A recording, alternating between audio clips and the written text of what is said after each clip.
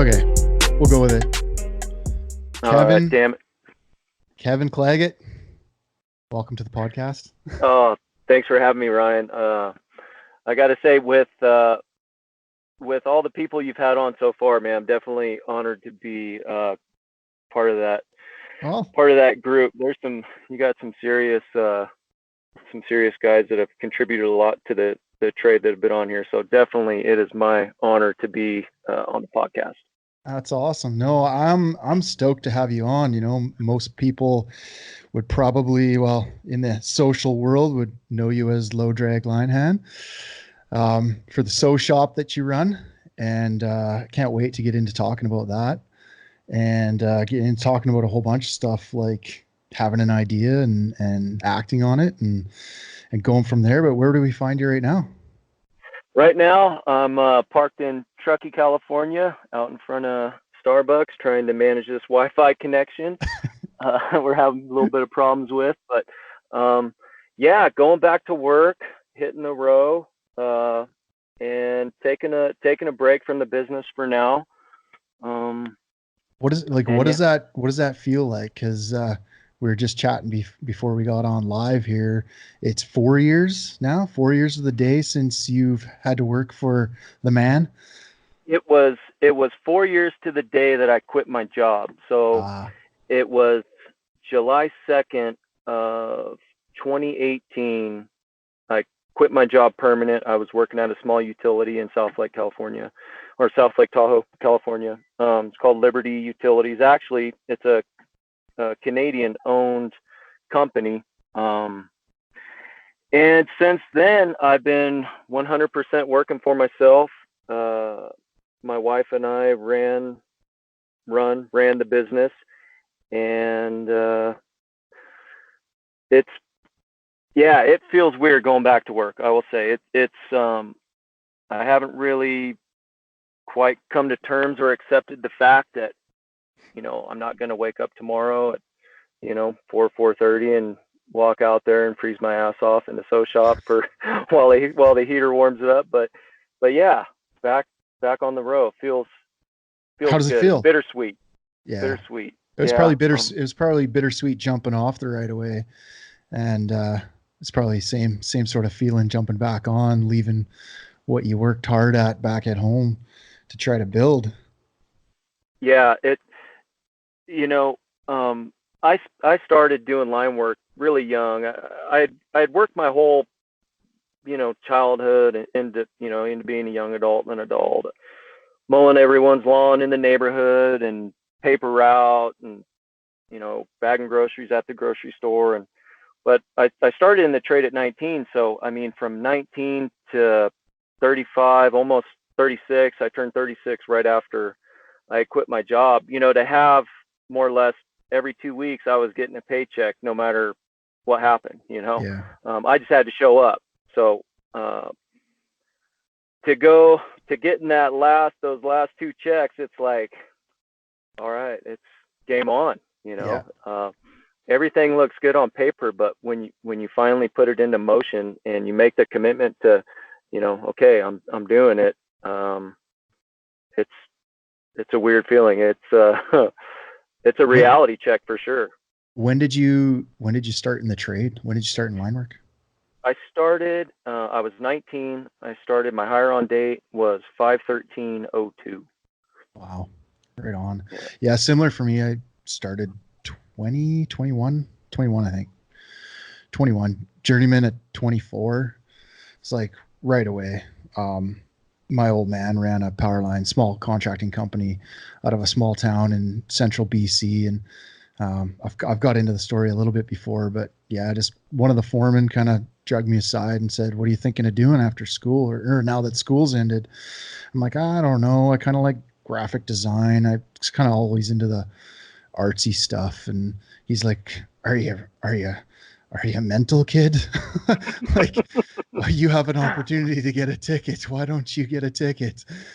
And I was like, "Oh, I don't know." Just didn't really think about it. And he kind of slapped me a couple times, and I gave it a try, and kind of the rest writes itself. Loved it. I loved it, and it loved me, I think. So it was a good pair. That's awesome. Yeah. So when I started, so I worked for Pacific Gas and Electric Company out of California. I was a utility hand, did my whole apprenticeship there and pretty much all of my career until I quit and went to Liberty Utilities. And I worked there a short amount of time before I permanently drug up. But it's kind of like the opposite. I had no idea what a lineman was. I had a lot of friends that worked for PG&E, but they all worked in the gas department.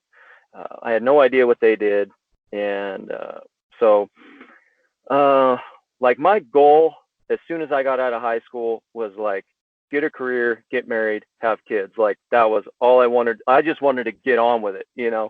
I was just over school. I was Yeah. over living with my parents. I moved out when I was 17 to go to college. I was a little younger for my class. So, and I didn't know too much about the utility or that line of work. I was going to school, taking general education, just like trying to figure out what the hell I'm going to do.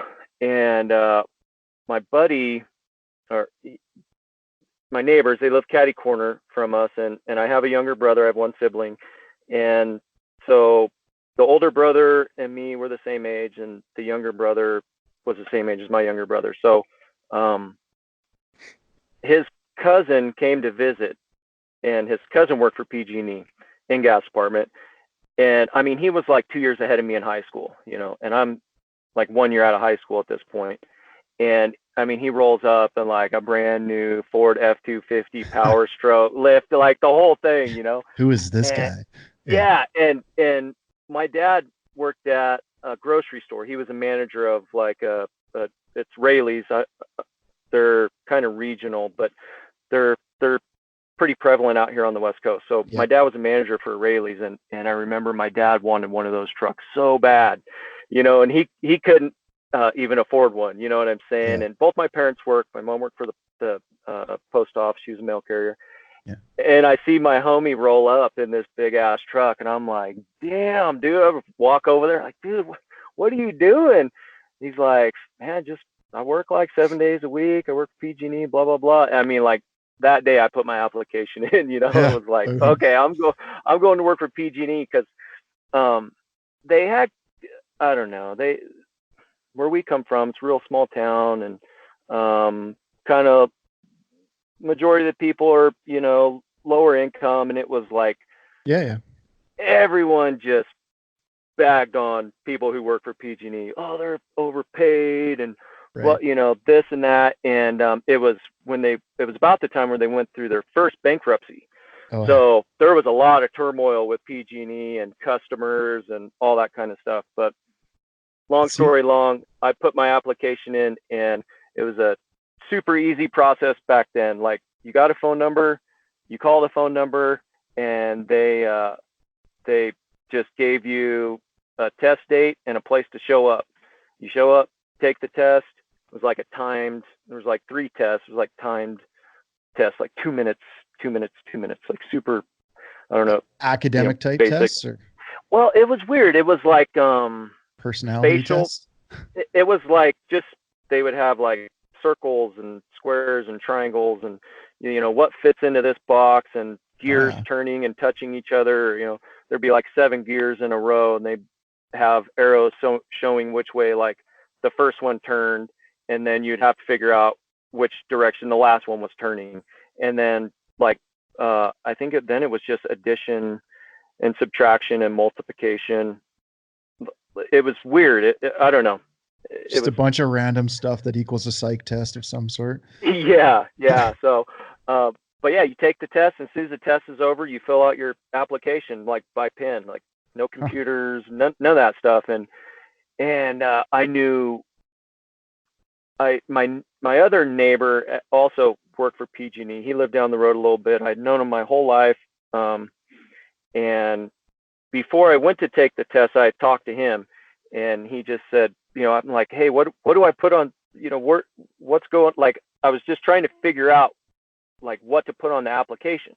And he's like, just put GC line. That's it. Just put GC line, which stands for General Construction Line Department at PG&E. And so I was done, filled the application out, and I asked, and it had a line to put where you wanted to work or what you were applying for. And dude, I'm like 18 at the time, and I got no clue about life in general, let alone where the hell I want to work or apply for. I didn't know the difference between line department or gas department. And I asked the guy, I'm like, hey, so what do I put here? He's like, well, put where you want to work. I'm like, okay, well, I'll work anywhere. I don't care. He's like, no, you got to put where you want to work and what department. I'm like, all right, well, he's like, well, where do you live? I'm like, oh, I live in Marysville. He's like, okay, cool. He's like, put Rockland. So I just put GC line Rockland. And it was, I think like 6 or 8 months later, just randomly got a phone call for an interview. Wow. So, yeah. So were you set out to start in the gas department first, or you just didn't even know and you just threw down the line side of things? Didn't even know. I just put GC line because that's dope. what my neighbor had told me to put, and like even before, right before my interview, it was either right before or right after my interview. I was like at a party and seeing one of my friends that worked in gas department. And I'm like asking them all these questions, like, okay, what's it like? What am I going to be doing? Like trying to figure out my first day. And he's in a completely different department, like, cause I didn't even really know where I was going, at that point. And then I show up and it's like 180 different from, what he had told me. But yeah, awesome. Just kind of, by chance, by luck, I ended up working at PG&E and line department. And what did you think about it right away? Like, what did you think of line work right away? Well, I got did they get you out there? Right? Yeah. Well, so I don't know. I got a little bit of a runaround when I first started, and whatever. It all ended up for the best, I guess. But so there was a 36-month apprenticeship and a 42-month apprenticeship. And they said, well, basically you were going to be a first step for 6 months, or you're going to be a first step for a year. Oh, yeah. So they hired me as a grunt, getting grunt wages, and put me on a labor crew. So we dug handholds and we blasted. It was fun. It was cool, getting to blast and blow stuff up. I enjoyed that, and, just constantly having poison oak. But they sold it to me like I hired on, and then a handful of people hired on right after me. There was only a couple of guys there was a big wave. There was a few guys ahead of me, but there was a whole bunch of guys behind me. And all the guys behind me were getting hired on off the street like myself, but as a first step apprentice. Oh, and yeah. They went straight to the line crew and straight to an apprenticeship and straight into the apprenticeship. Wow. And the first step apprentice pay rate, which was like $8 more an hour than grunt wages. Yeah. You probably learned a lot in that, though. I think that I'm a believer in guys spending time on the ground for a bit, right? I can't say that I was honestly one of those that spent a lot of time on the ground. It was a bit of a different situation, and we only had a few people with a small company. But I definitely see it in a lot of the guys that have spent some time on the ground and done some serious grunt work. It's made them into pretty good linemen. Yeah. The problem was I never got to grunt for a line crew. It was like a 2-man hole digging unit, Gotcha. A 2-man war machine. It was, because so you got no mercy for the grunts now. That you got to do your time digging holes. Yeah, for sure. I'm the wrong person to come bitch to about hand digging some holes. I can tell you that much. And we were all along the western slope of the Sierra. So, granite, I mean, just hard digging, I mean, there's no way around it. It was hard digging. And, but my supervisor sold it to me like this. Cause I asked him, I really treaded lightly on the question, like, hey, so so-and-so, they're a first step, huh? Like totally indirectly, but directly. Yeah. And he goes, well, we ended up having to hire them as apprentices because we didn't have any more room for grunts or whatever, right? Some bullshit excuse, right, to hire me as a grunt. He goes, but the plus side is your apprenticeship is 6 months shorter than theirs. So, really, kind of works out for the better. I'm like, right. Okay, yeah. So I get 6 months of less pay, like it was just kind of funny. Thanks for the deal. Thanks for the deal. right. Thanks for the connection. I appreciate that.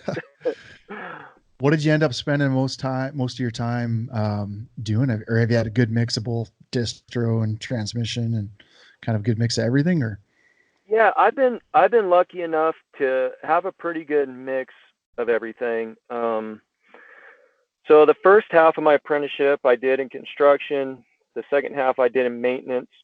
And you were able, the way PG&E works is kind of weird. It's changed a lot since I've done it, but when I did it, you could make one move as an apprentice.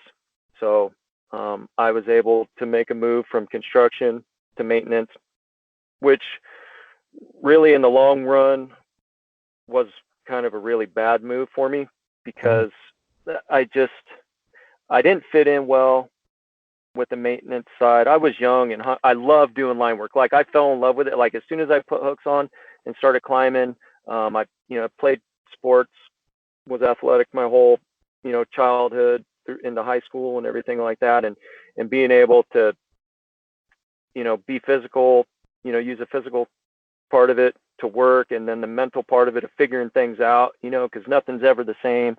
I loved it, and that was the worst mistake I made, was going to maintenance. So I made the move. I couldn't go back, and I was stuck there until I journeyed out. So I was like, I'm on the first ticket out. As soon as I make journeyman, I'm out of here. I didn't know anything about outside construction. And if I had at that point, who knows what would have happened. But the first ticket out of there was into transmission department. So I went to transmission department, and I had to commit to 5 years in the department. Oh wow! And yeah, it was. They make you sign on to that, and they can get away with it. Yeah, they were able to do it. I never like physically signed any paperwork or anything. Sure. When you accept, like it's called like a job award, it has stipulations in it. Class A driver's license. 5-year commitment to the department. So, but it was a long 5 years, but it was a good 5 years. I learned a lot, and got to bounce around the whole system. So I just had to stay in the department. I could go between different yards, but I had to stay in that department. So I was able to go from Humboldt County, like real northern part of the state. Then I went from there to San Luis Obispo, Pismo Beach area, to the very southern end of PG&E's service territory. And then I bounced over to Fresno, worked there for a little while, and then came back up north to Vacaville, and back into distribution, into the maintenance side of it. So good mix of everything then. Yeah. And the bonus to kind of getting back into the maintenance after getting a little salt was, now I had a little bit of time. I was like right at 10 years under my belt. So now I can kind of move around a little easier with the seniority. So I moved over to a different yard, the Woodland yard in Yolo County, and was there for about another year or so, I guess. And then I got a troubleman job. And that was the longest time I ever spent in one position at PG&E. I was there for 2 years, 11 months as a troubleman. So it probably gives you did you find as a troubleman really give you an opportunity to like learn the system? And learn system controls and learn the system inside and out? Yeah. It was the best job I ever quit. Yeah. It was like, and like everything, every move, I've spent my whole career there just being uncomfortable, being in uncomfortable situations. I always put myself in uncomfortable situations, and it wasn't the easiest thing to do, but it was the best thing to do, for my career, and learning to be a lineman. the best thing I did was bounce around. I think guys, like, you need to get comfortable being uncomfortable. And I think that that's actually really important. And line work can do that every day. Like, you can get really uncomfortable every day doing line work, but it does teach you a lot of important skills and important lessons, you know? Yeah. Yeah. It was, so it when I took the troubleman job, I'm low man. I get the swing shift Tuesday through Saturday, 1500 to 2300. That was my shift, Yeah. So, and it ended up working out really good for me. My kids weren't in school at the time. My son had just been born. My daughter, was, I don't know, she was almost 2 years old, or a little over 2 years old. So neither one of them were in school when I took the position. So I got to spend a ton of time with the kids at home up until, start time. I had, company vehicle to take back and forth from home. It was really cool. The one drawback with the whole situation when I first got awarded the job was, the way they would do it was you would go to school. I think it was a 3-week course, but it wasn't about troubleshooting. It was weird. It was all about substations, and that, the narrow back side of the house. Yeah. And it was, it was, what did I sign up for? Yeah. Like, I was like, man, like I was, I was excited to learn all that stuff too, but at the same time, I needed to learn how to shoot trouble too. It was like, I'm going to spend 2% of my time in the sub, 98% of my time is going to be out in the field shooting trouble. Yeah. So you would go to this school for 3 weeks. And then when you got done with that, you would go for a 2-week in the field training with a seasoned troubleman. Well, the guy that did it, rest in peace, got cancer like right at the same time. So I was like the first troubleman that took the position that didn't get to do that in the field training. With the most seasoned vet. Yeah, he would take you around like all over your area. Yeah. He would show you the super old equipment, how to operate it, what would happen. They'd write up little mock switch logs and, for you to move load around and do things in the sub. And it was like super valuable training. Well, I didn't get it. And, I got the keys to a trouble truck, and everyone in there goes, oh yeah. No problem. Dude, you have any issues, you can't figure anything out, give me a call. Here's my number. Like everybody, right? In the yard gives me their number to call them. That puts you on your heels, man. That really sets you like on your guard, on your game. Like you probably had to be on point each and every day. Yeah. I went from being a lineman on the crew where, I wasn't in charge of making decisions really, important decisions, I guess, to all of a sudden, I got 3 fire trucks, 2 cop cars, car upside down, through a pole, main line. Now I'm there, and I'm like, oh shit, I got to make a decision like right now. That's huge though. Like lots of people, the line trade needs that though. It needs it. Like I wish more people could do that and be put in those situations, because I think a lot of people just ride out their cushy, 3rd, 4th spot on a crew and don't make decisions or push off the decision somewhere above them. And, I'd like everyone to get pushed into decision making. I think it makes you a better leader.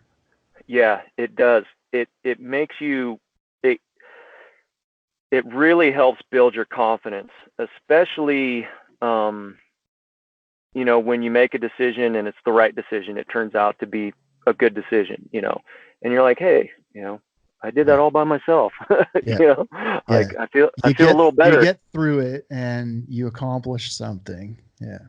Yeah. So yeah, that was, I shot trouble for 3 years.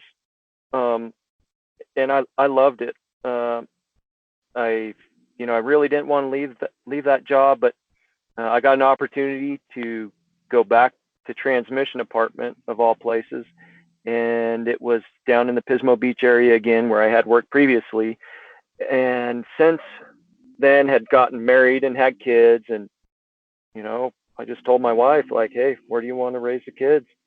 Like, I just got an offer to go back to Pismo. You want to go? She's like, let's go. So, Perfect.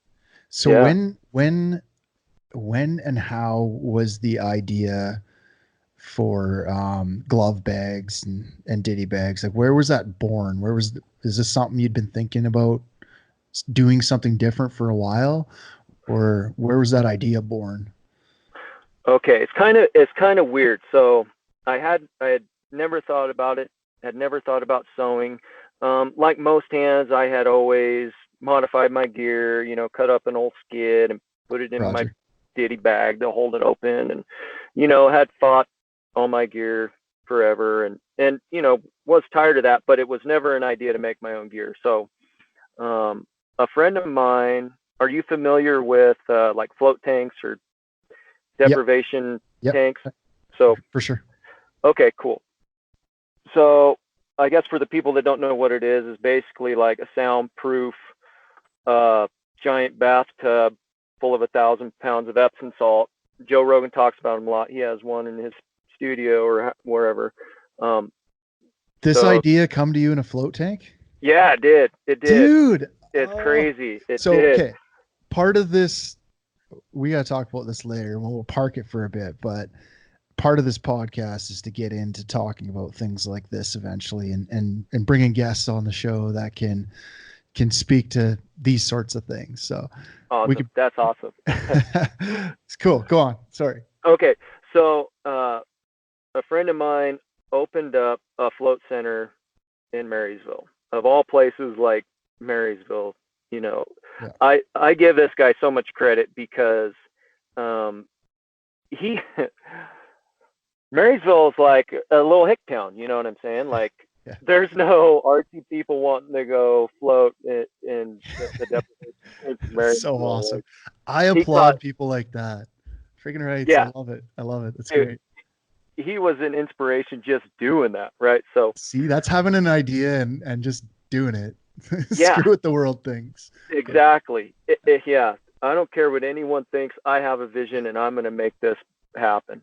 So not only did he like open up a float center, he went and designed his own float tanks from scratch. Found someone like a fiberglass shop, all this stuff, like straight up created his own float tanks, which eventually he turned into a business in and of itself, manufacturing and selling float tanks. Oh, come on. That's awesome. It's crazy. That's really cool. Yeah. Zach King Clothing, Marysville, California. If you need any t-shirts printed, hats embroidered, whatever, he's a one-stop shop, man. He can do it. He's the man. So hit up King Clothing. They're on Instagram, Facebook, whatever. All right. He got the shout out. So, and I owe Zach this. Hey, shameless plug. Go ahead. Plug away. So I go float. I get out of the float tank and I go home. And that night, it like when I like laid down for bed, it was like my brain just was on turbo boost, man. It just took off and was just started running, and I couldn't turn it off. Like, yeah. I mean, I was like writing stuff, like taking notes, writing things down, all these different ideas, and I had been following. I'm into guns and stuff, and tactical gear, and I had seen a few videos on people sewing and making things, but just kind of like randomly, like I didn't necessarily go search it out. It just like in the Facebook feed type thing, right? Like, oh, that's cool. And I did the float, and that night had the idea to figure out how to make my own gear. It just like sparked it turned a switch on in my brain that I haven't been able to turn off ever since. Man, that's so great.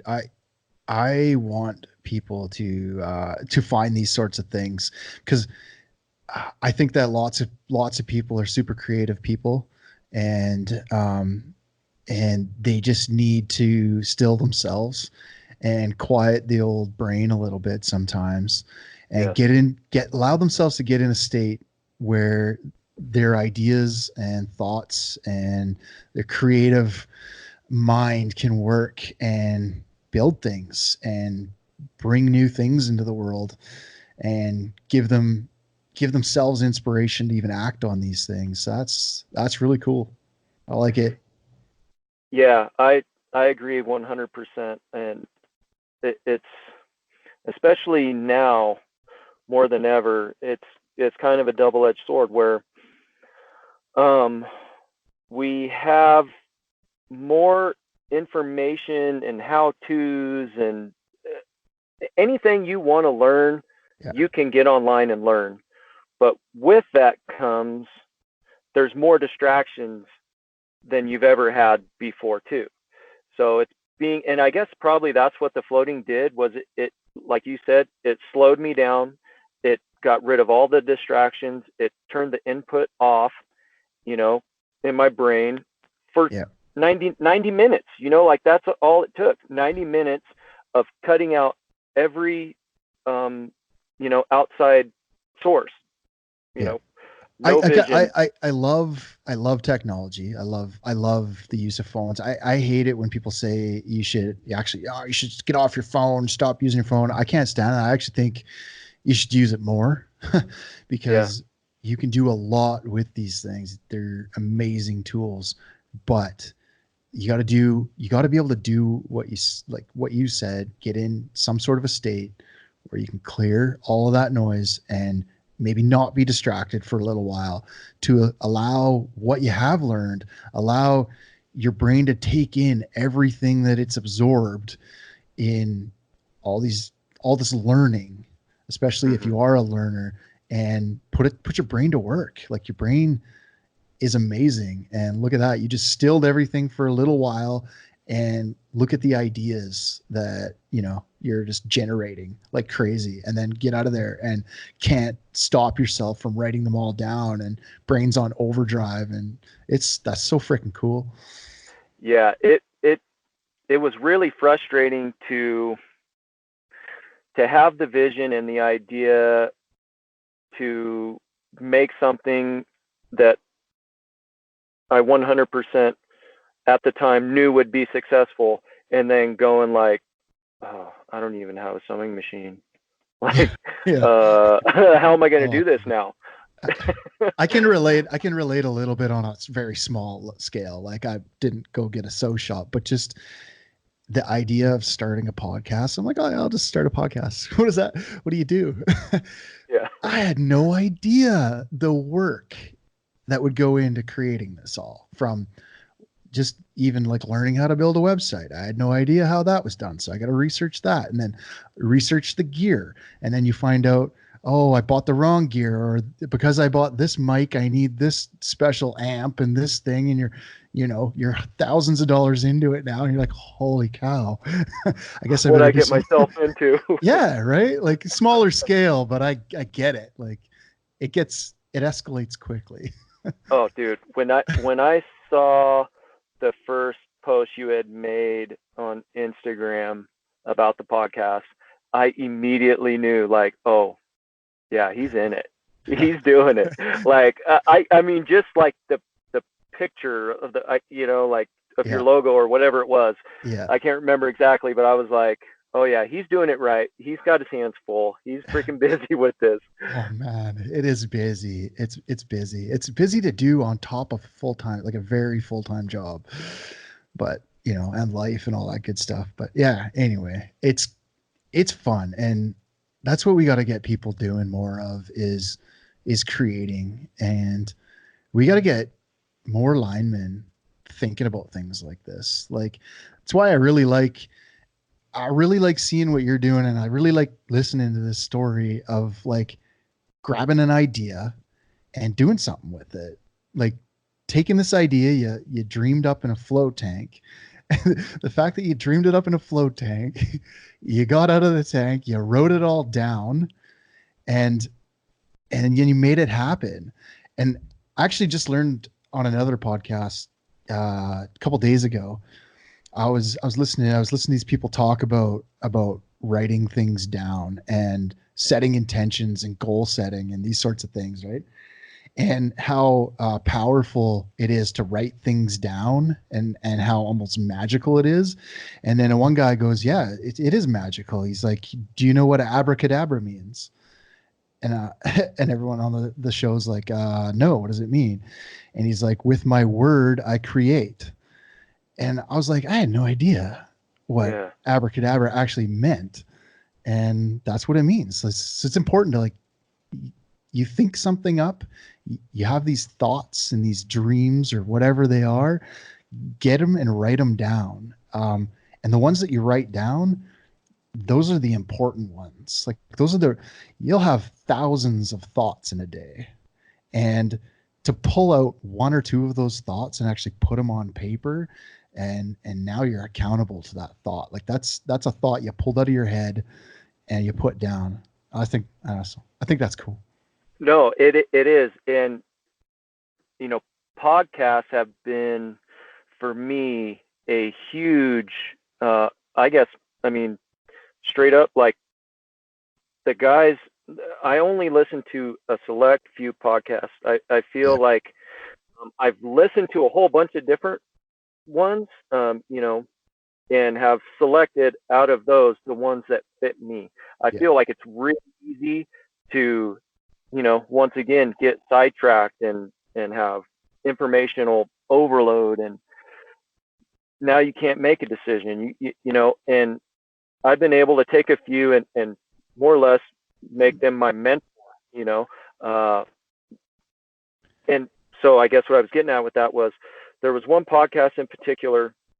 I can't remember who the guest was or which one of the like three that I listened to it was, but they said, when you write things down or you say them out loud to someone else, not just in the shower, Yeah. you know, um, and it had to do with goal setting. So you go like, I want to make $1 million this year. Okay. Um, your brain automatically starts doing, starts making the plan for how you would make $1 million. Like, okay, I can only work so much overtime. All right, so that's not going to work. Yeah. But like with the business, like, with my business, it would be like, all right, your brain just instantly starts making the plan to achieve that goal, whatever that Yeah. goal may be. $1 I'd million have to wasn't a scale. very How good would I example. scale? I'd Yeah. have to get this. I'd have to acquire that. I'd have to, yeah. hmm And that's why it is so important to set goals super high.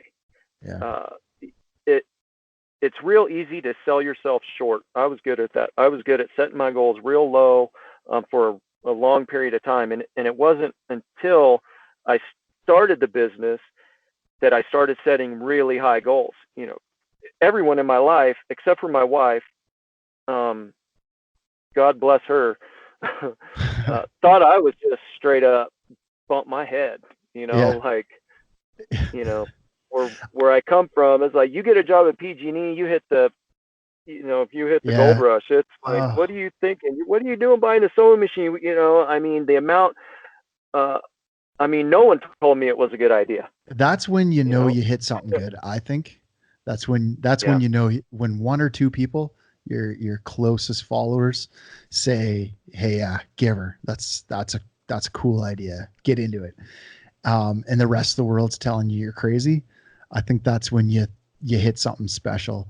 I think the problem is one of the problems is people give up too soon, or don't push through like a hard time, and that would potentially make it something awesome in the end, right? They don't like, Gary Vee says, they don't think on the macro, they think just on the micro. They're too in it for the short game, not the long game.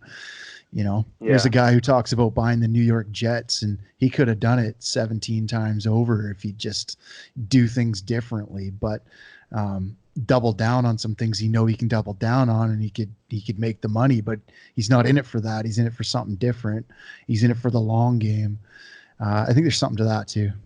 Yeah. Staying focused on the long game, and having that, that far out vision comes back to setting super high goals. Goals that you are not going to be able to get done in a year or 2 years or 3 years or 4 years. I've heard people say this: you overestimate what you can get done in 6 months and underestimate what you can get done in 5 years. It's like, it's so easy to, especially for us being in the power line trade where we make really good money. And, I drive a 2002 Subaru WRX friggin' wagon, a little, commuter. My other car is a 2007 Toyota Sequoia with 200 some odd thousand miles, You're too into to be able to make the sacrifices it takes for the long game is what holds everyone up. I see that even in, if you take that straight back to linemen, I deal with it a lot every day, with the guys not thinking long game, even if it's only just, okay, even if it's just, I'm going to stay as a lineman and I'm going to go to this place and I'm going to work here I'm going to plan on working here for the year. They don't even say that, because the second, it's just lineman nature and the nature of always being in a different place at a different time and being like a gypsy.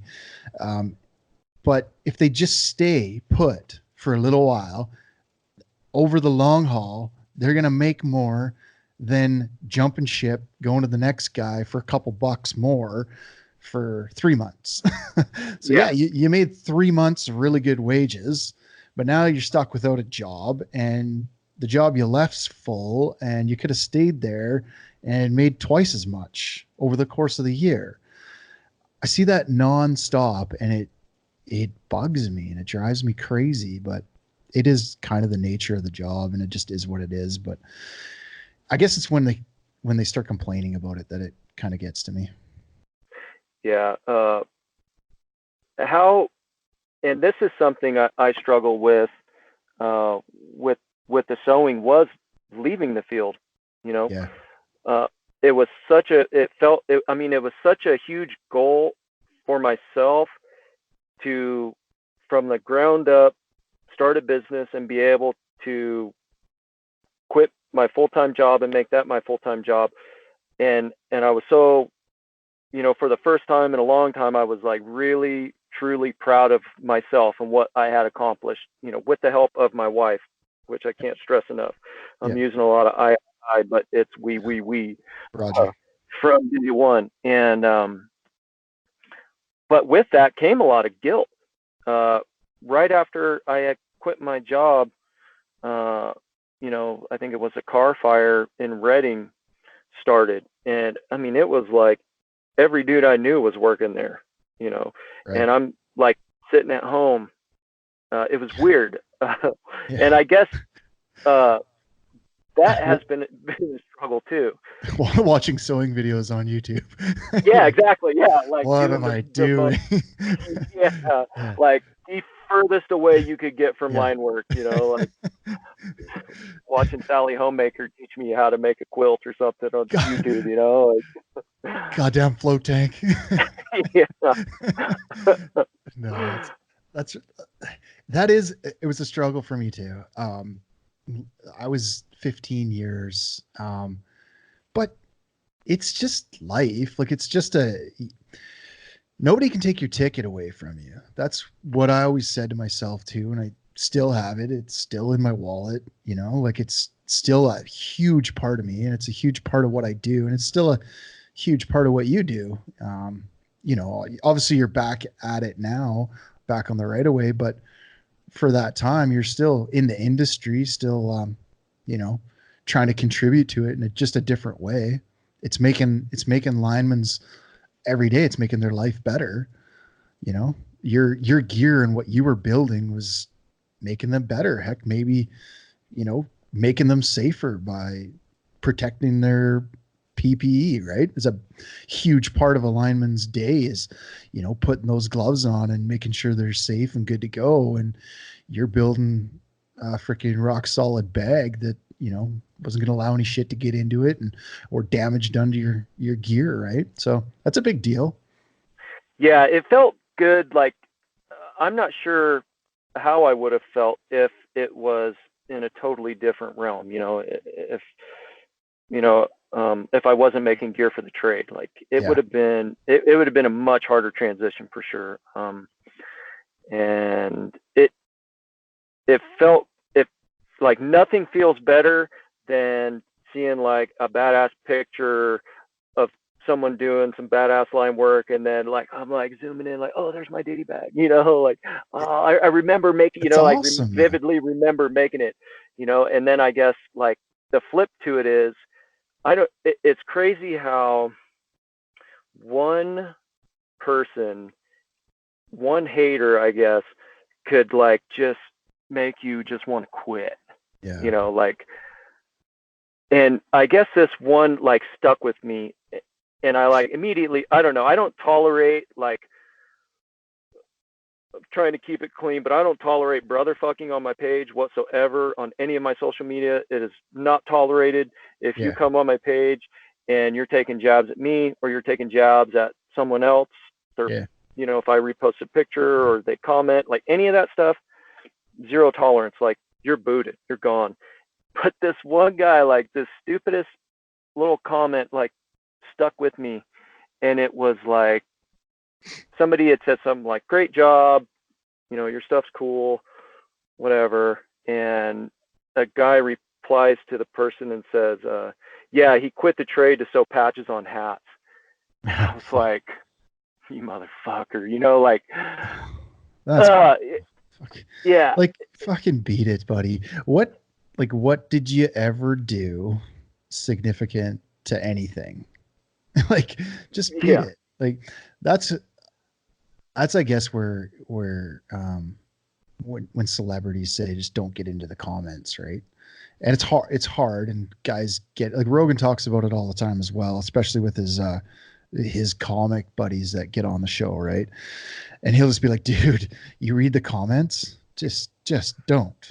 He's like, there's two things I don't do. I don't do shows at universities, and I don't get into the comments. Yeah. Because they're out there, but they're just dealing with some insecurity themselves, like some insecurity or some ego problem themselves. They're just hurting in some way and have to deal with it themselves. So yeah, I guess 99% of any comment, anything ever made on any of my social media has all been positive. And that 1%, that one, in 1,000 comments or whatever, that one negative one, I guess I would like people to know, like, there's someone that their life and soul, like, their every waking minute is into a business or any type of profession, like what I have going on, or Rogan or anyone, like, that's their life's work. That's like, you have no idea. Like, I don't go on my social media and bitch about how long I stayed up and how long I've been working. My hands are cramped. I can't see straight. I have to wear freaking glasses now. And, and it's like that one little jab. It's like, man, they never really, they never see the behind the scenes, on. right? They never see the bottom of the iceberg. It's just fact. And like, you're living the American dream. Like, that's what your country and for as much I know about it, your constitution is built on the ability to have an idea, like you did, write it down and go after it. Like, what's wrong with that? Like, nobody should cut somebody down over doing that, period. Yeah. Period. The worst part is when they're a brother. It's like, man, dude, like, next week I could be with you up a pole. We could be pole partners working, and I guess part of it too is something that I was kind of wanting to put out there and talking about ideas and, linemen being able to, get it out and build something, start something, like you did, like I have, like, you know, SoCal Lineman, Lanero, like, you know, and we're seeing more and more and more guys start businesses. Men, linemen start it, which I think is like the best. I think what's media, better than Lineman built? Like built by a guy with 10 plus years in the trade, 20 years in the trade. What's better than Lineman built? Like you're building gear. You know how the fucking thing works. Like, how it works. You know how to build it for a guy that's on a pole that's using it every day. Like, what's better than that? Why would you want somebody else building it? That's protecting your life too, right? Those gloves are your life. Like, we've all seen the videos of the smallest pinhole. You're doing a good thing. Yeah, I appreciate it big time. But I guess, like, one message I would like to get out to other linemen that have an idea is, like, the way I kind of look at it is like this.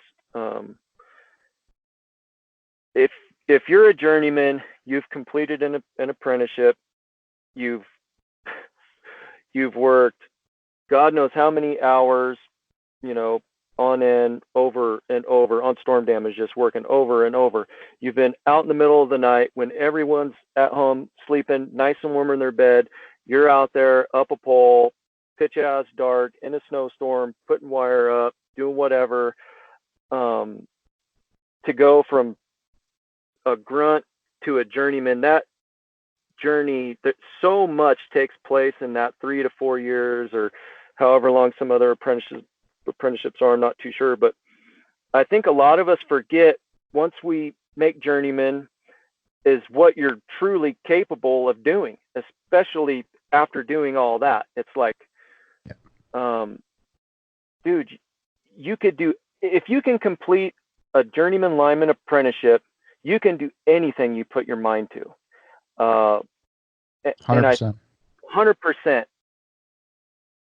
The hardest part of it is that now you're a journeyman. So, there's not too many of us that just work 40 hours a week. There's some that are out there and they work 40 hours a week. Yeah, you actually got to work at not working more than 40 hours a week. Like, exactly. It's actually work to not do that. Yes.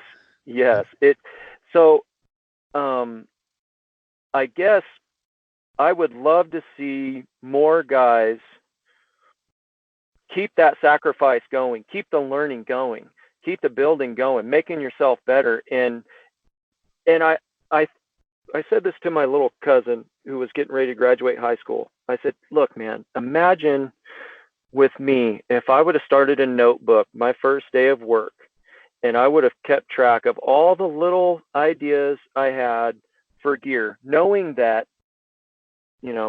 15, 16 years later, I would be quitting my job to make gear for the trade. How much more I would have in my knowledge base to take that and make it that much better, that much faster, because it seems like doing the apprenticeship and making lineman is such a big goal. Once you make that goal, it's like, now what? It's like, now it's time to make some money, is usually how it goes. Get that fat pay raise, go get a brand new truck, and MFJL life. You know what I'm saying? And I wish, because I tell you what, I'm not the smartest guy in the room. I say that all the time too. 100%.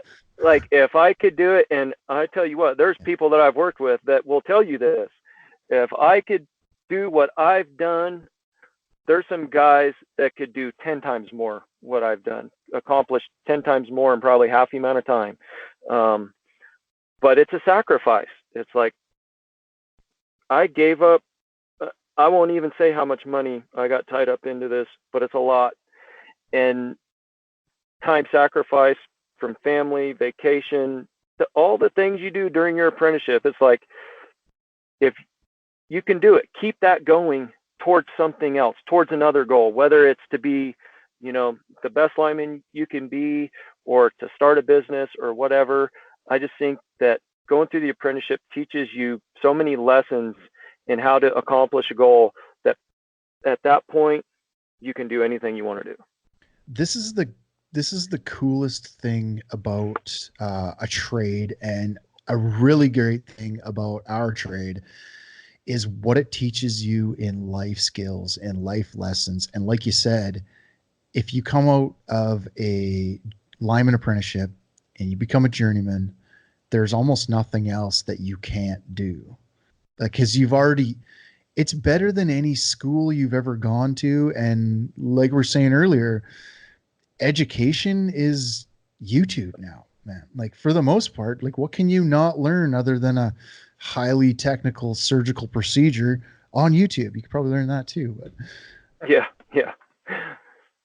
like education, like through podcasting, through audiobooks and books and YouTube and the internet, what you can get for an education just out of that alone, yeah, it's pretty amazing.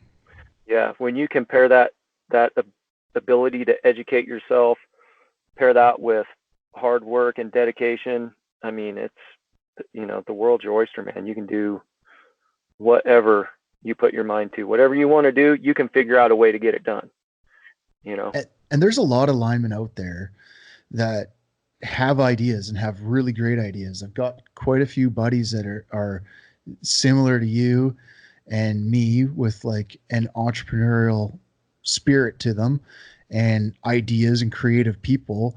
They think about different designs for blocks or jacks or whatever. Like, they got different ideas for things and they constantly float them around. Hey guys, what do you think about this? What do you think about that? I always wonder how many of these could be something really great if they just decided to take that step and try it and pursue it. Just go for it. Go all in and give it a whirl. Like, yeah, part of the thing I wanted to accomplish, one of the goals I wanted to accomplish with, blow drag line hand, was to be an outlet for other linemen with ideas. And as an outlet, I mean, either like, hey, go see this person. They know how to, it's a machine shop. They can weld, they can test, certify everything, help point them in the right direction to make their business or their idea successful, or, bring it in house and say, okay, we can design and we can make this for you. Here's, we can provide you with a package for you to take to a different manufacturing facility and have it made there and have it be your own business, or you can, fly it under our flag, and have it be part of our business with, however a contract would work out financially or whatever. But being a resource for other linemen to come to help make their ideas a reality. Because while I was working full time and doing the sewing, I mean, it was really hard to do all the little stuff, make all the phone calls and send all the emails during normal business hours, right? Yeah. And then to be able to get it to a point like, okay, I can float, I can pay my bills, I can quit my job, and now I can really go for it. And to be able to get to that point, then it's like, all right, I can help other people with their stuff. Like, we can be that one phone call, like, hey, look, if you call this company, they will help you, make your whatever it is that you need to make. I mean, obviously we didn't get to that point, but man, if I know someone out there can, there's somebody that can do it, whether it's a group of guys, a group of hands that come together, like, and form a little business for themselves. But it's so much easier to get things done when you have another person helping you, that is just as dedicated as you are, Networking is important. Networking, relationships, and that's huge to be able to do that and share, who you've met and what they can do and connect these people with other people that you think might benefit from it? Yeah, that's been one thing since starting the business with social media is, I mean, we've shipped gear to every state, Canada, shipped some stuff to Mexico, got ripped off on that. That's a side note, but I wonder how that happened. yeah, we got a couple things in Europe running around out there, but yeah, I mean the networking's huge.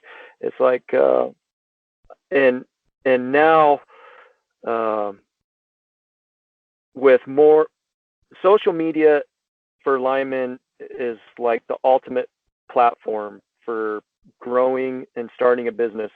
I mean, to be able to reach so many people in our trade all at the same time, it's like a priceless tool. I think it's And like, I think it's a must in any small business. I just think that in line work, it's not being utilized. It's something I've tried to push and tell even the company I work for how important using social is, and they kind of get it, but that's, I think, all big companies. It's until they get it, it'll still be very accessible for us. Like once big companies understand this, and you get the Coca-Colas of the world pushing dollars into social media, that's when it's going to become too hard to even use. But they're still stuck on building ads for Super Bowl commercials, and yeah, honestly don't even know when I watched the last Super Bowl commercial. It's insane the billions of dollars they pump into something like that, but they won't, put ads on Facebook or Instagram. But that's where we need to like take advantage of that right now and realize how important it is, how much attention is on it, and start something.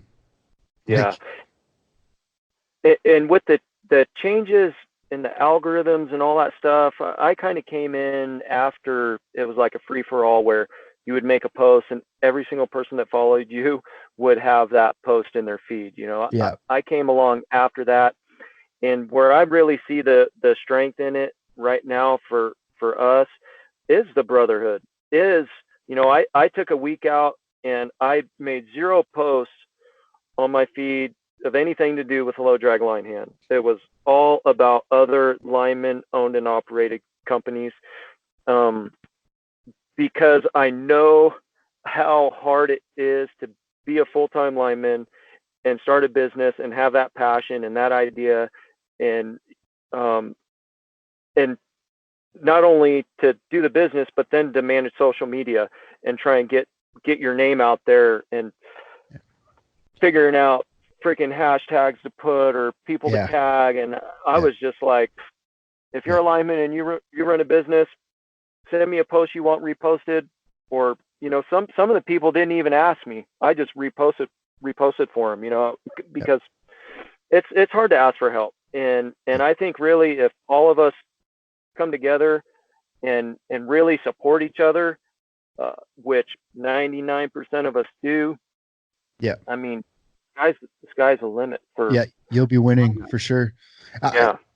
I think a lot of people don't realize its power too. Like if you could, couple scenarios, like you see what Origin, I know you follow Origin, and what Origin and Pete and Jocko and that group are doing with Origin in Maine.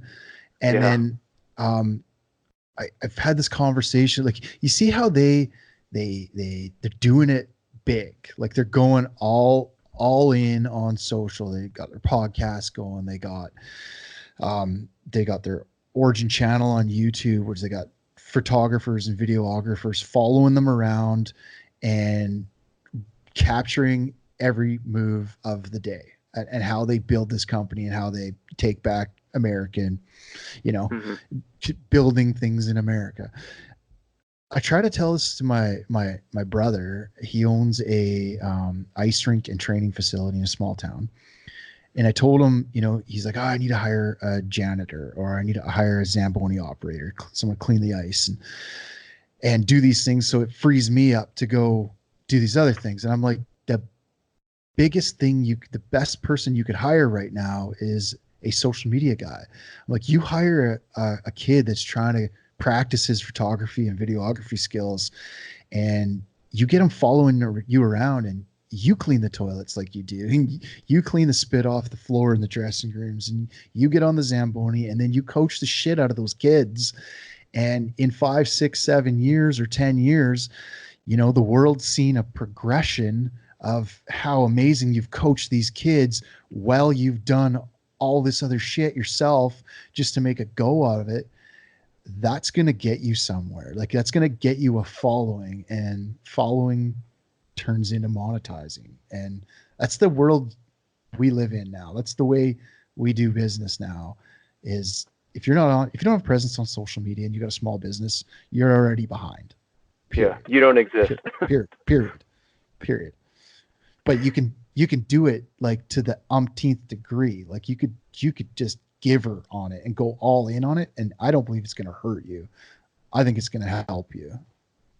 Yeah, I agree. And that's something that I struggle with. I struggled with letting people in, letting people see, my family, my kids. I've put pictures up and videos of them up before. It's not like I haven't done it, but like, you talk about the volume, and there can't be too much. I agree with that. I guess it depends on what you're posting. If every post is like for sure, you can tame that part down. But like, you in the sweatshop, and getting crippled hands because they've been on one part for the whole day and not seeing straight and being so tired, and that's those parts that people need to see. Like that guy that sent that post, he needs to see the behind the scenes, and then maybe he'll think twice about what he opens his mouth about, and realize that you're just a guy giving her for a dream. Yeah. Yeah. doing a lot more than sewing patches on hats. That's for sure. Yeah. Fuck up a lot more. He's probably, that guy's probably rocking one of your bags and your hats and your ditty bag. He's probably just pissed off he didn't come up with the idea and act on it himself. Yeah. Or he's pissed off it's taken him 10 weeks to get his gear. Yeah. I was surprised. One thing, I was surprised about was, cause I got pretty thick skin, man. I mean, yeah, you have to be a lineman.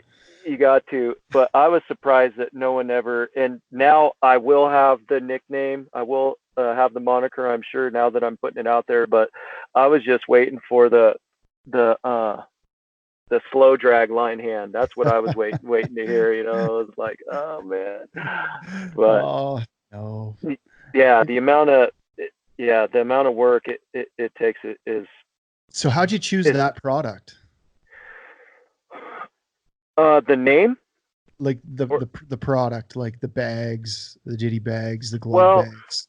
What made you think, let's go with that?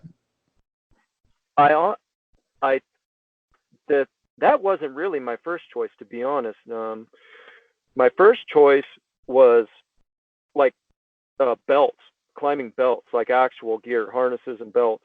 But that was just way too much with all the ANSI testing, and it was right. way out of grasp for me to start there. Yeah. So I transitioned into the bags just straight up because I was tired of not having cool shit. I mean, I was like, I just want an OD green bag. I just want an OD green ditty bag. And I didn't start making rubber glove bags till later. And I did them at the request of some hands. And I didn't want to make them just because it was a little too much work at the time, because I'm cutting everything by hand with like a 6-inch by 24-inch wide ruler that you would get at Joann's, and a chalk pencil and a rotary knife. Like up until like just over a year and like 3 or 4 months ago, everything we cut by hand. We were able to get to the point for a short amount of time before we got our automatic cutting machine that we had our patterns. I had a friend that knew how to do CAD. I would pay him to draw the patterns in CAD, and we would send those files to another company that would cut it out on like 1/8 inch acrylic, clear acrylic.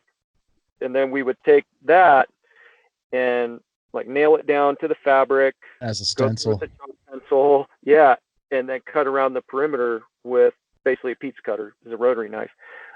And I just straight up, it was like, look, I can't spend 4 hours making a freaking bag. That's just it. Yeah. It just wasn't realistic. The ditty bags I could make a lot. I could cut a lot faster and make a lot quicker. It was a lot less material.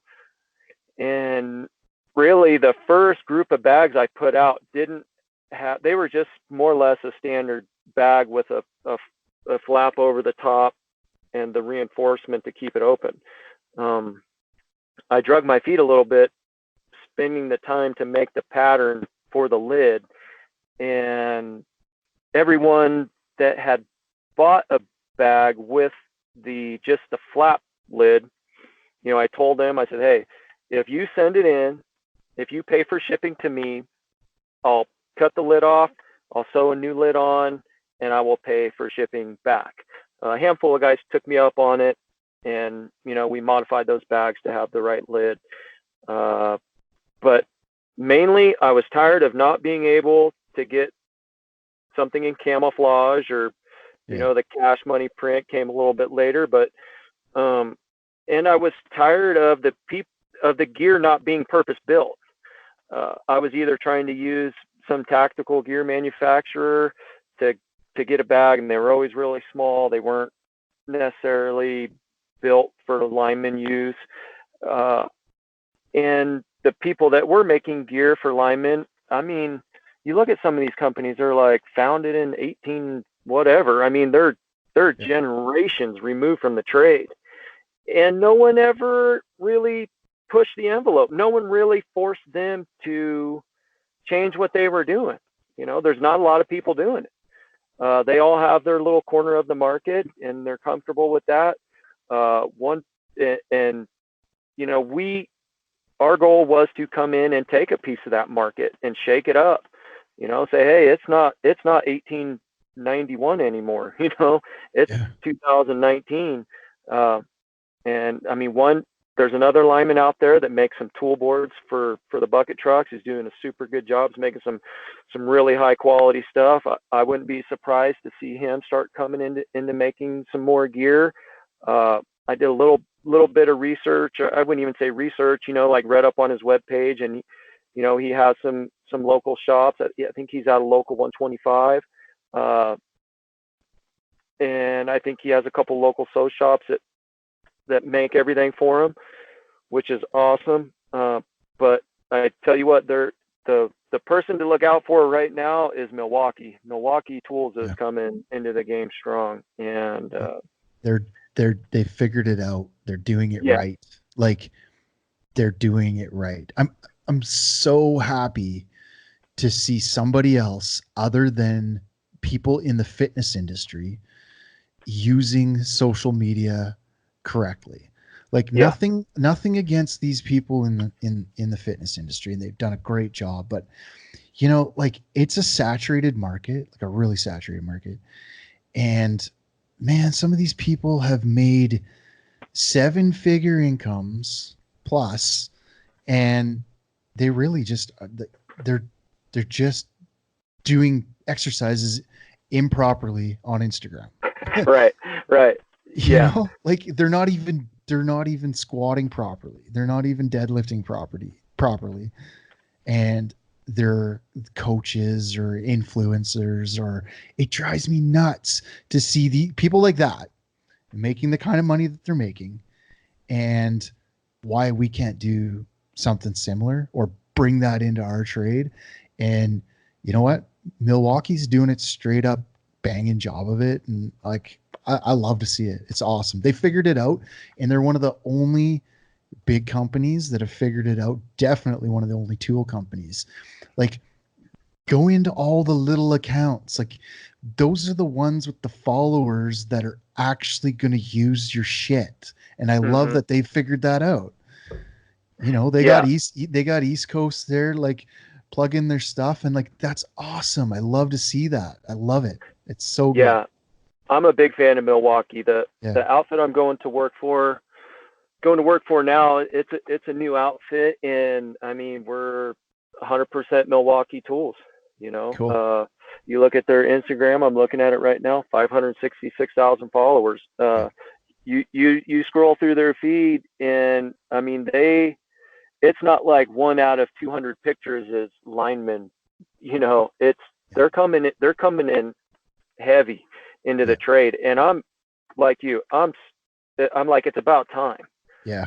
You Yeah. know, It's I great mean, for the trade too. Like it's awesome for the trade because they're a they got some backing behind them. Like you said, 500 some thousand followers on Instagram. It's Milwaukee. Everyone knows Milwaukee tools. Anyone who uses a tool knows Milwaukee. So the more that you see that, the fact that they're coming into the line trade and they're pumping line work, that's freaking cool. yeah, I think what really for me and my work group that I was around at the time, when we really noticed it was when they came out with their mag drill for steel poles, their magnetic drill. Yep. It was like, oh damn, Yeah. oh this is legit, you It know, like works.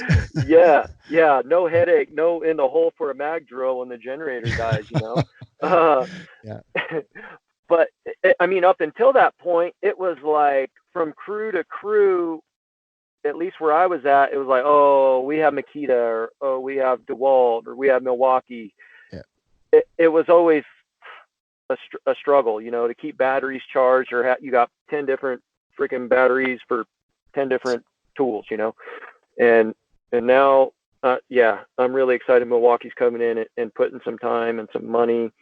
And I don't know who they have. I mean, they make tool boards for buckets as well.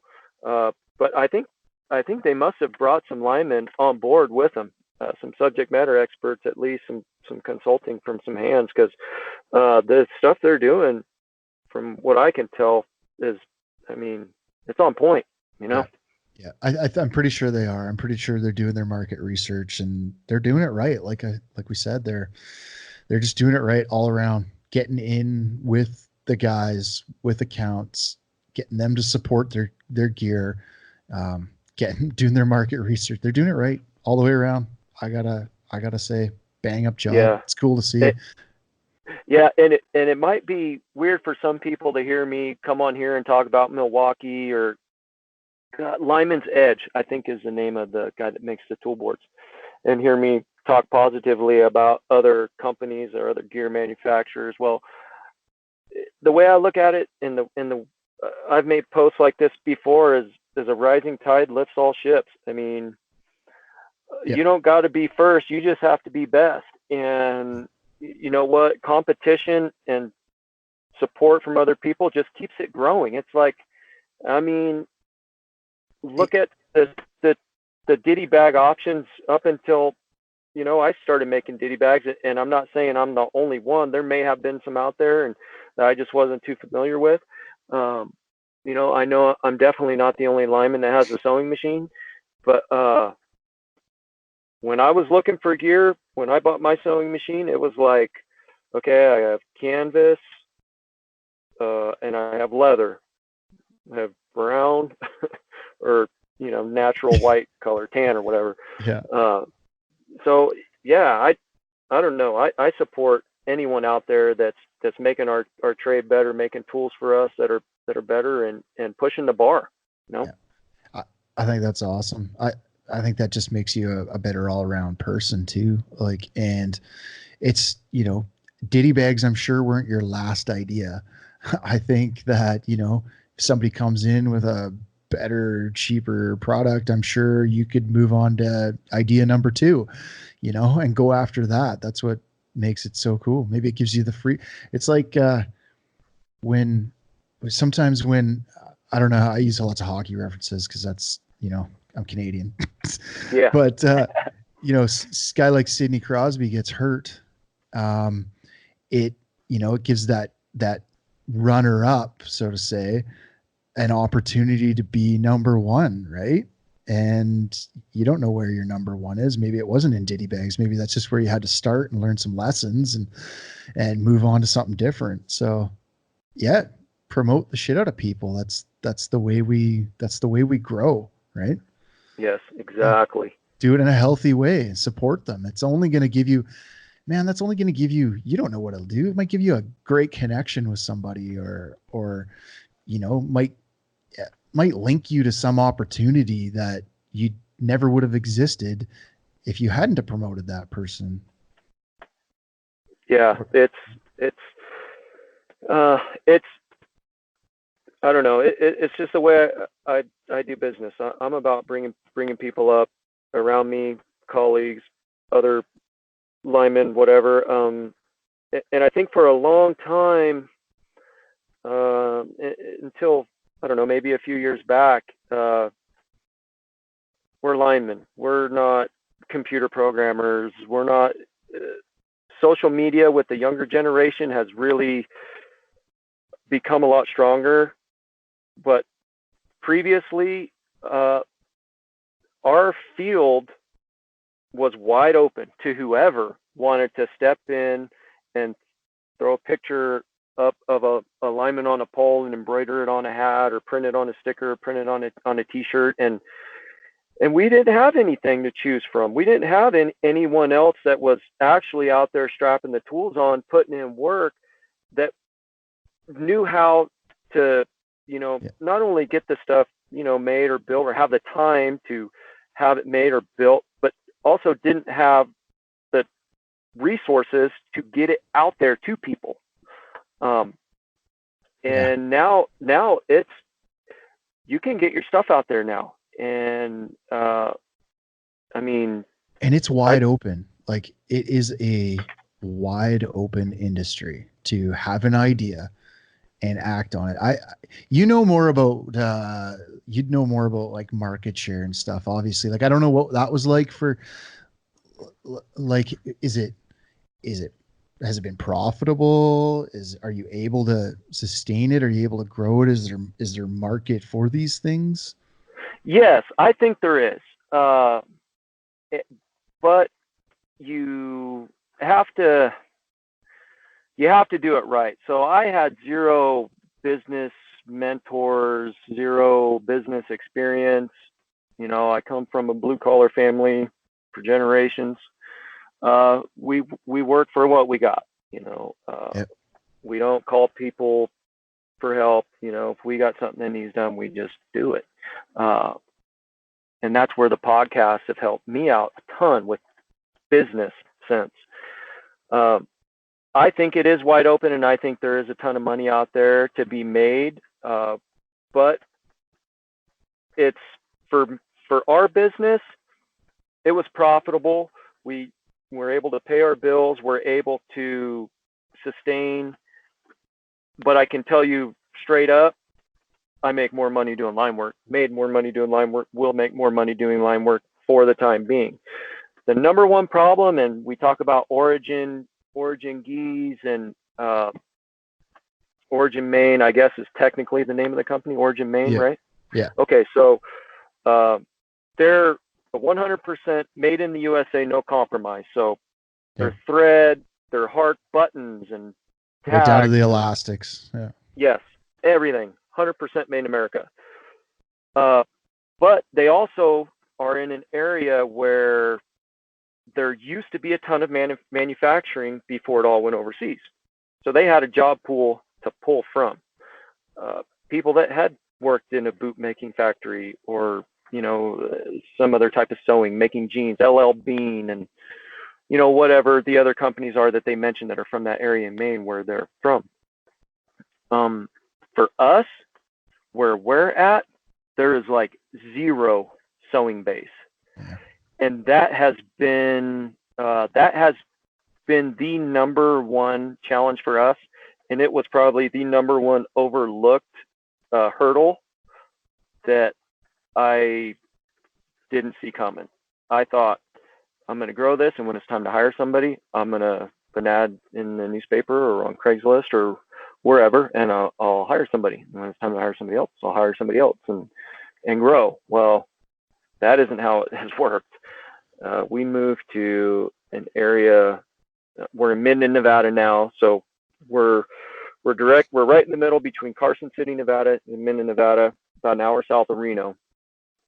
And I love living there. I love it. The weather, the views, it's amazing. It's an amazing place to live. The schools are great. People are great. But we cannot find anyone to work for us. And hard to find a qualified sewing operator. Yes, there is another sewing company right down the road. They're called North Sails. They make sails for racing sailboats in the America's Cup, like racing in the San Francisco Bay and all around the world. They make super high-tech sails for those boats. My kids are in T-ball last year, and I see a guy there, and he had some like North Sails, like a shirt and a belt on and stuff. And I was like, hey, do you work there? He's like, yeah. So we got to talking, and it was before I had quit my job, right before I quit my job. And I maybe should have took a little bit more of his advice before I quit my job. But I'm into learning lessons the hard way, so I'm really good at that. He's like, you know what? They have 2 buildings. They run 24-hour shifts. They're super busy. And he goes, you know what? We have had to bring in a third-party hiring firm, and we've had a really hard time just getting people through the door. I'm like, dang, that sucks. I'm like, well, I don't have enough money to hire a third-party hiring firm, so Craigslist will be it for me, which still costs money, by the way. I didn't realize that, but it's not too much. I think it was like $30 or whatever to run a help wanted ad.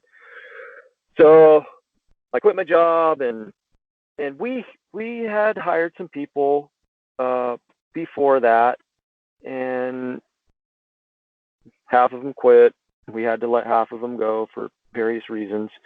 The best employee we had was a guy. His name was Joe. He was like 60 years old, knew his way around a sewing machine, had pretty good experience. I could tell him something one time, and he would have it. It was really nice. Yeah. But this was Joe's second job. Joe's other job, he worked in Reno as a union stagehand. So whatever show in the casino would come into town, he would set up the lighting and do sound check, speaker, all that kind of stuff, right? So, he, for the first like couple weeks, he was there like every day. He didn't have any calls. And then he got a couple calls, and it was like, oh, I'll be here 2 days next week. I'll be here, 3 days then. I can come in Saturday. It's like, okay. And we worked around it, and I continued to train him and get him up to speed. And then one day he's like, hey, I just got a call for a job. It's going to be 3 weeks long. And it was just like, man, sorry, dude. Like, we couldn't beat the pay rate and benefits and everything he had working for the union as a stagehand, and to spend that much training and then be gone for 3 weeks and your mind totally somewhere else doing a totally different job, and to come back and to bring him up to speed. And there was some things that happened his last day that really was like, okay, we have to let him go. There was some mistakes made, and I'm not here to beat him up. He was a great guy and he did us a good job, but the employment he had at the other place, we just couldn't make it work for us. So we had to let him go. I guess what I was getting at was just recently I called the guy back from North Sales and was talking to him about business and stuff, and had asked him if he had any more luck hiring employees, and he goes, you know what, we haven't. He said the only luck that we've had is we upped our pay rate, or he didn't tell me how much, I didn't ask, but he said it was a significant pay increase, and he said that got people through the door. He said, but then it just became a revolving door. And, you know, it's just how it is where we're at. And I know we've talked about this a little bit before about Origin and their podcast, and the latest one they did with the guys actually from Canada who used to work for Under Armour and a bunch of other companies. That, you know, I wish I would have heard that like 2 or 3 years ago. Yeah. Because that would have really he's a smart dude. changed the direction. Yeah, that guy is cut in, man. He knows what's going on. And I guess to kind of try and relate it to the Powerline trade is, and this is going to sound stupid, and I hope no one takes offense to it, but because it's just an example, but a sewer, an experienced sewing operator in a sew shop is like having an experienced lineman on the crew. Everything is built around the sewers. So when you think of it like this, you have engineers that design power lines for the linemen to build. In a sew shop, you have pattern makers that make patterns for the sewers to build. A pattern maker can't do a sewer's job, but a sewer can do a pattern maker's job, i.e. a lineman, for the most part, can do an engineer's job. And, you know, an engineer can't necessarily strap on a set of hooks and go build power lines. So I'm not trying to take any jabs at anybody, but, you know, it just is what it is. It is what it is, and that red pin stays close. So an experienced sewing operator is worth their weight in gold, and they're the heartbeat of an operation. And where we're at, it's light. You know, there's not a lot to choose from. It sounds like it's not just where you're at. Where you're at, it's probably even less. But it sounds like it's a problem that America's dealing with. Yes, yeah, I agree. On a whole, you know, like they were saying, big factories like Amazon plunk in down the road with big pay, big benefits, and, you know, a little less skilled job, and boom, all of a sudden you've lost all your qualified sewers just aren't doing it anymore. Mm-hmm. Yeah, why stick around and work your hands to the bone when you can, you know, go take a factory job putting things in boxes and get paid the same or more money with better benefits? It's I mean, there's a reason all the sewing takes place overseas. Yeah. I had people tell me I was crazy for starting a sewing operation in the United States, no matter how big or small. They're like, "You're crazy, dude. What are you thinking? Like, you can have it done, you know, for pennies on the dollar out of country, you know, whether it's Mexico or Honduras or China or Vietnam or whatever." But that's just, you know, that's not my goal. That's not what I want to do. I don't want to create jobs over there. I want to create jobs here. I want the product to be made in the USA. And, you know, it's not all about profit margins either. You know, it's about, you know, having a fulfilling career or job or, you know, business that you create. It's more than, to me, it's more than money. Money has never been the number one goal. The number one goal for me has been fulfillment. And that really is time with my kids, my family, being home, making the decisions for myself instead of having someone make the decisions for me based on my time. Like, you're working this weekend. No, I'm not. Yes, you are. Okay, I'll see you Saturday. You know, and that's how it goes for the most part. So what sort of lessons, like, it's a good little segue into lessons, like with your kids and raising your kids to see, I know you got little one there too, but to, like, what kind of lessons do you want them to see out of this or learn from you taking on this challenge? The number one lesson I've wanted my kids to learn, and this has been, you know, in the forefront of the business and the conversation my wife and I have regularly, is just teaching them how to work, just straight up, like teaching them how to work. And nothing is given to you. Like, I spend every weekend in the sew shop, and it's like, Daddy, do you have to work today? It's like, yes, I have to work today. Like, am I going to work all day? No, I'll work, I'll get up early before them, and I'll go out there and I can work 6 hours and, be back in by 11 a.m. or whatever. And giving them jobs to do in the shop, sweeping up, taping boxes, putting stickers on boxes, shipping labels, and that kind of stuff. Like, yeah. I really feel, and I'm not on the beat up millennial bandwagon whatsoever. And I have kind of a funny story about it, but I just feel that the time that I've spent around millennials, which really, hasn't been a lot of time, but is just,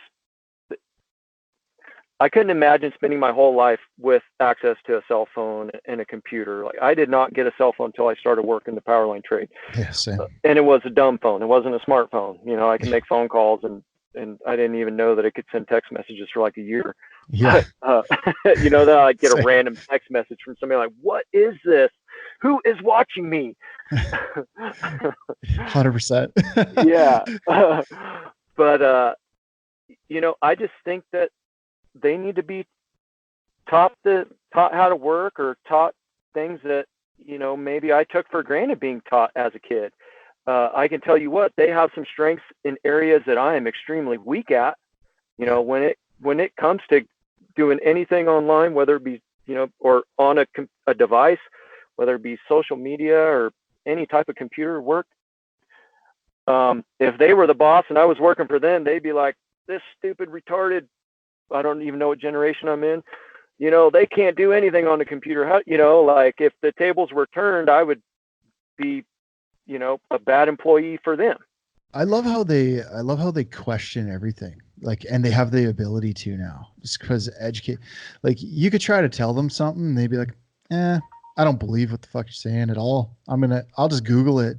Like, yeah, no, fuck you. That doesn't mean that. I'll just Google it. I'll get the right answer out of Google. Like, you can't try to pull a fast one on me. I love that. I will never forget when I got my first smartphone. I got an iPhone, and it was amazing how it would stop an argument on the crew immediately. Like, immediately. Yeah. Those arguments don't even happen anymore.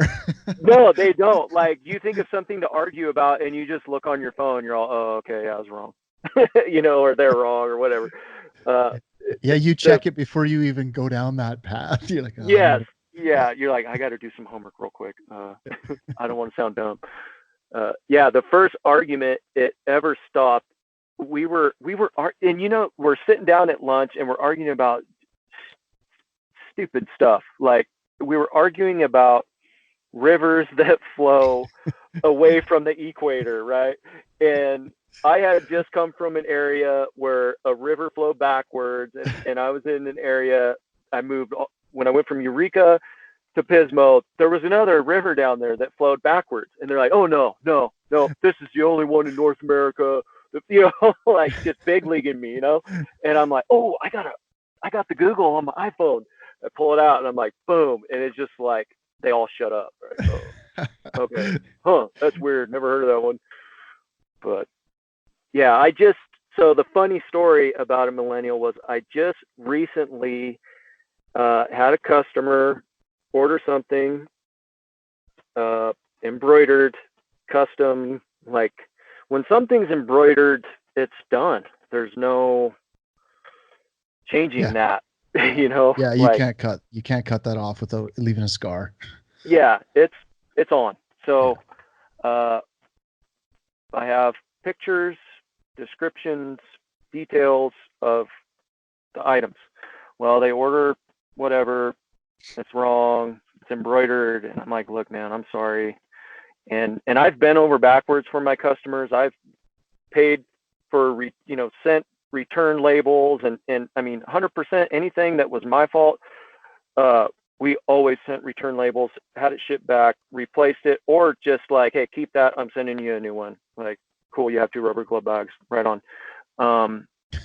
But there comes a point where you have to draw a line, and I had to draw a line in the sand with this one. I still might one day just send them the right item just because it bugs me. But so the kid orders a gift for the parent.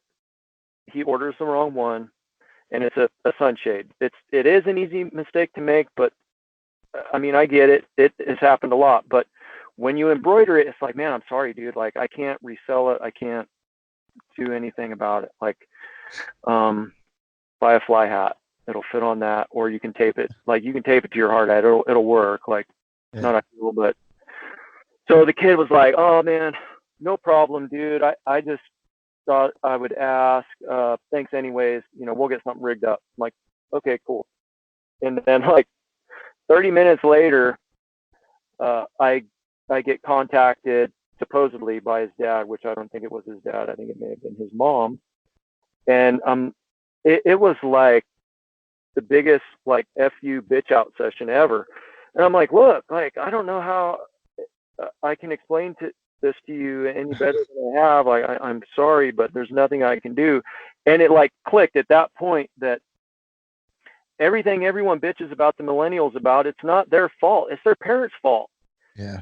And I was like dealing with it right there. Like, the parent is wanting me to pay for their son's mistake.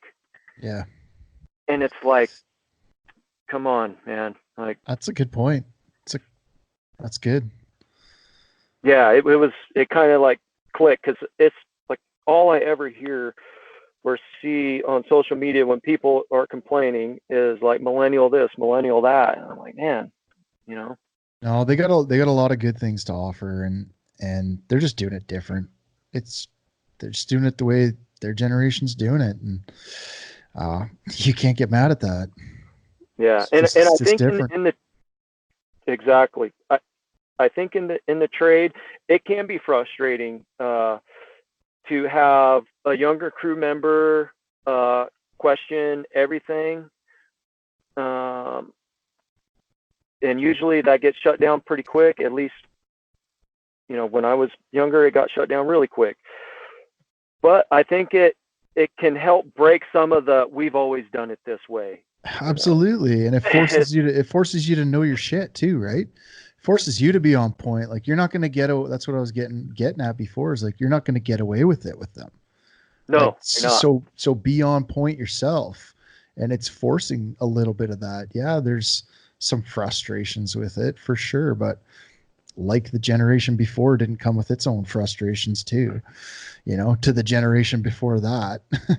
Yeah. Like, imagine our grandfathers coming through the 30s, like, and then all of a sudden you got these big influx of kids, and it would have been the same thing for them.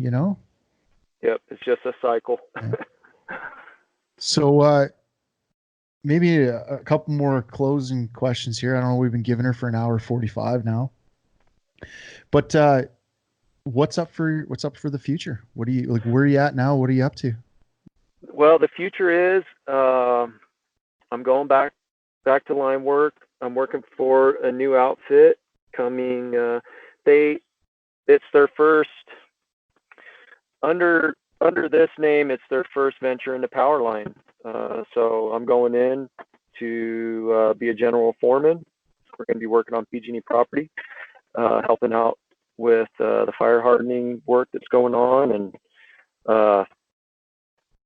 and to be honest, it was an opportunity that was presented at a perfect time where, we've had our struggles with employees and hiring and firing, and I'm getting to work with a really close friend of mine, and I feel that it's getting an opportunity to help grow a business and like finally have the chance, now that I've matured and I've gone through the whole, like, starting something from scratch and growing it to an okay, small sized business. I have a whole another appreciation for the work it takes to make something successful. And I feel like going to this company that it's kind of my opportunity to do the things in the trade that I wasn't able to do at PG&E, based on the fact that PG&E was a system that was a seniority-based system, where a general foreman at PG&E was a management position. And I was never interested in that side of the house there. And I'm going to get to really test myself and Awesome. push myself as hard as I can, do what I was able to do with low drag line hand, try and dedicate as much time and effort as I did with that as a general foreman for this outfit. I'm like really looking forward to it. I'm really excited. So that's what's going on. The name of the company is Ferreira Power West. And I mean, we just started. This is my second week. I did all my new hire stuff last week, cleared the hall, and missed you by a day down there. Yeah, man. I was there Thursday. I flew in the afternoon. I was up talking to the boys. And then I was at the hall at 8 a.m. the next morning, but some of the fellas were there at probably the same time you were.